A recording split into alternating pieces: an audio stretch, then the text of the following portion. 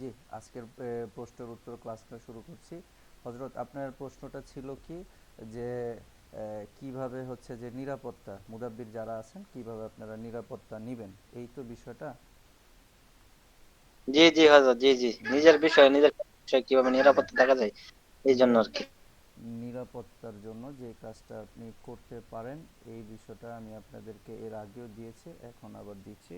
দেখেন, নিরাপত্তার জন্য যে আমলটা করতে পারবেন, সূরা আল বাকারা, এই হচ্ছে বাকারার 55 নং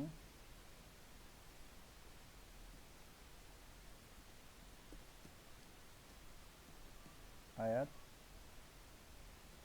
একবার, তারপরে হচ্ছে 55 ও, আচ্ছা, এখানে হচ্ছে একটু ভুল হয়েছে, 255 নং আয়াত একবার, 255 ও 256 নং আয়াত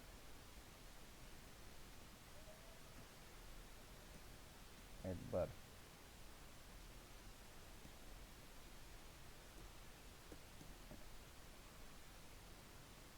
এক, 255, 257।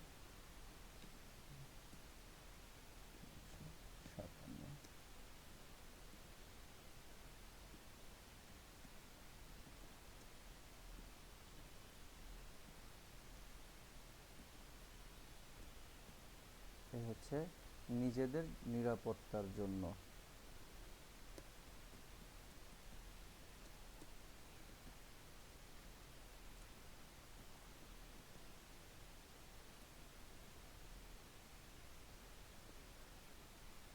বুঝেন নাই?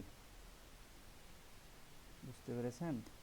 এই হচ্ছে নিজেদের নিরাপত্তার জন্য এই কাজটা আপনারা যেভাবে করবেন, সূরা আল বাকারা, দিনে 24 ঘন্টা যে কোনো একটা সময়, বুঝতে পেরেছেন, দিনে 24 ঘন্টা যে কোনো একটা সময় আপনারা হচ্ছে যে 255 নং আয়াতটা একবার পড়বেন, পরে শরীরে দম করবেন, তারপরে 55 ও 56 নং আয়াত একবার পরে শরীরে দম করবেন, এবং 55, 56, 57 নং আয়াত একবার পরে শরীরে দম করলে আপনারা 24 ঘন্টার জন্য নিরাপদ থাকবেন।